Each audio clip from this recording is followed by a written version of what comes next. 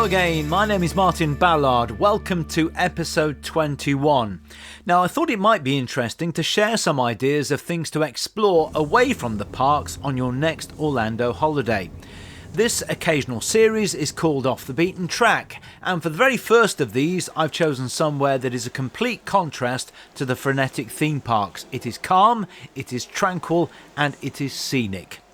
Before we start, don't forget to like the video and subscribe to the channel.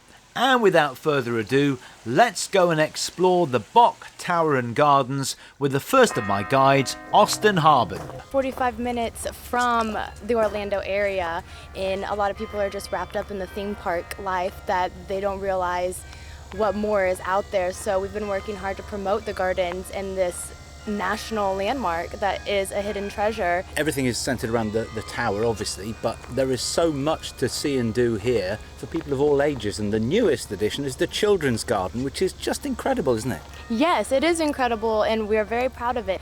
And we find that a lot of the children notice is there's not any plastic. There's no swing sets, there are no plastic slides. It is all nature, and there's limestone in there that replicate the limestone caverns in northern Florida.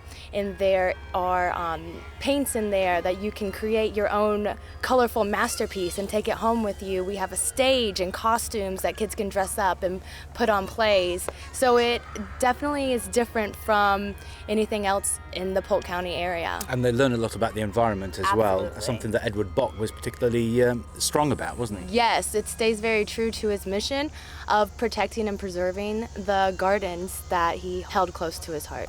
And the tower itself is beautiful. Again, it's hidden, and you come across it. It's so tall, but you come across it while you're walking through the gardens, and you're almost enticed in with the music from the carillon, aren't you? People talk about the drive-in. You can see the tower from afar and all these rolling hills and green vistas that you're looking at as you're approaching the tower.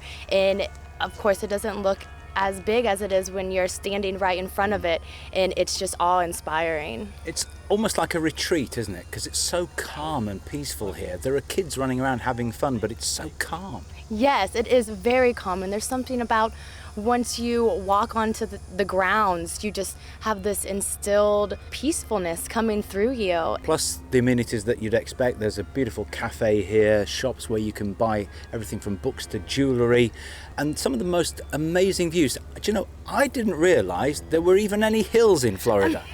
Yeah, a lot of people don't realize that. They just think Florida is completely flat. But when you're up at the tower and looking out at the land and you realized, okay, I am on one of the largest hills in Florida itself, in the peninsular Florida. Just a little bit about the tower, the Bok Tower, the centrepiece if you like. It's stunning to look at. It's called the Singing Tower for obvious reasons, and it was Edward Bok's dream, really, wasn't it? Yes, so Edward Bok created the gardens and the tower to give back to the people.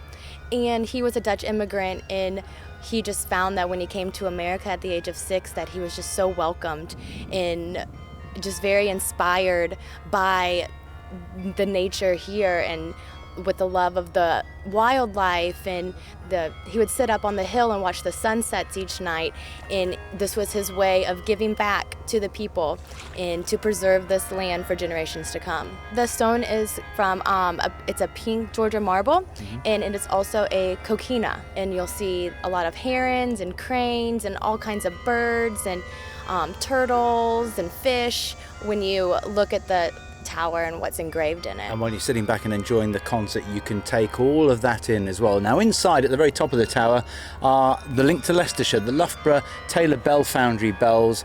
There have been as many as 64 there. There are 60 now, Randy, and they make a magnificent noise, don't they? They do. 60 bells up there, the largest of which, called the Borden Bell, is 16 tons. We have a cutout of that size in our exhibit hall that kids and families can stand underneath and take a picture of, just to get the scale.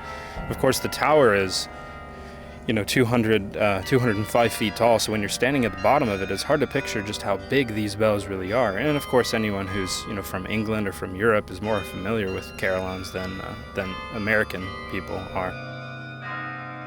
every hour that Borden bell, that biggest bell, strikes, and it rings out to tell everyone what time it is, not to remind them to leave, but to remind them that the time they're spending here is so precious. And you said there were 64, have been as many as 64, so they've been updated. Some have been taken away, some have been replaced over the last century. Yeah, I don't remember exactly how many there have been over the time, but when it was installed at the first, in 1929, there weren't all the bells that we have today. At certain points, they've been doubled. There's a thing that happened back in the 50s and 60s where they tried to double the top bells, and so bells have been added and recast and melted down, and at the moment 60 bells. You have to have so many bells to be called a grand carillon. So when there's less bells, it's called a chime and different things, and whoever's playing the bells, it severely limits how expressive they can be if they don't have that many octaves to play or that many different notes. So we're very lucky to hear more beautiful music from these bells than some might be. Is this unique to Florida? I know there are other carillon towers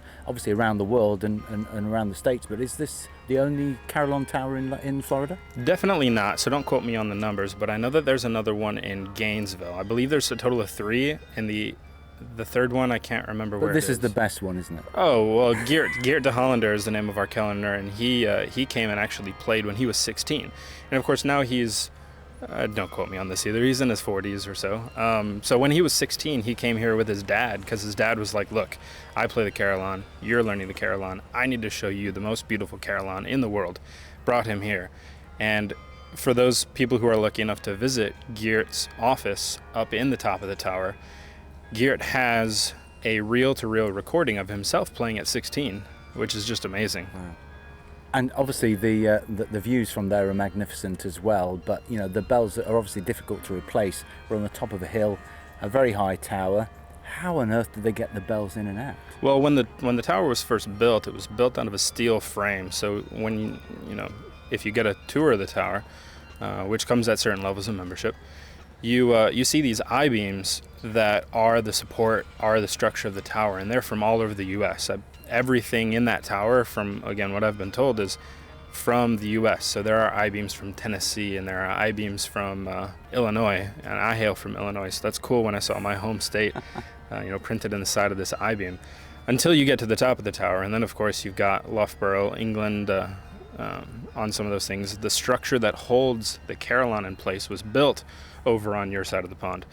So they mock up the whole tower and they test it all out, and then they disassemble it and they ship it over. And before the walls were put on the tower, they lifted all these bells, 1 or 2 at a time for the small ones, straight up to the top, put it all together before they could set the floors in place. So you got 6 different levels of different things, founder's room, offices, a whole library dedicated to the art of the carillon in there. So lift them straight up, and I'm glad I won't be around in a few centuries when they have to take them back down. We've had 4, maybe 5 carillonneurs at the Carillon Tower in Loughborough. How many have you had here? Well, Geert is our 4th. The first was Anton Breeze, and he came to us by way of the Taylor Bell Foundry. He was the dedication player for them. He traveled all over the world dedicating carillons that the Taylor Bell Foundry installed. He was the carillonneur from 29 clear through until the 60s, and he passed away, and Milford Meyer was number 2. He came in again in the late 60s and stayed clear through to the 2000s. One of his top students, William de Turk, stepped in as the interim carillonneur for maybe a decade, maybe a little less, and then Geert is here now from Belgium, just like Anton Breeze. Actually used to play at the Antwerp Carillon. I don't know if you've seen that carillon, and I don't even know if it's the Taylor Bell Foundry, but they have this similar path, so we're getting back to our roots here with the 4th carillonneur. It's a very fun time to be here. Now, you're a pianist, you can play, can't you? I'm a pianist. But not a carillon? No, I mean, if you can play the piano, you can learn how to play almost any instrument. So surely you'd like to learn. What, you're working here, do you not want to learn to play? Well, I've talked to Geert about that a couple times, and then when my wife came with me for her first tour of the tower, all the employees are lucky enough to get a full tour of the tower. So my wife came with me, and she loves to rub in my face that she got to play Twinkle Twinkle Little Stars with Geert on the carillon, and I haven't done that, so. One day? One day, we'll see.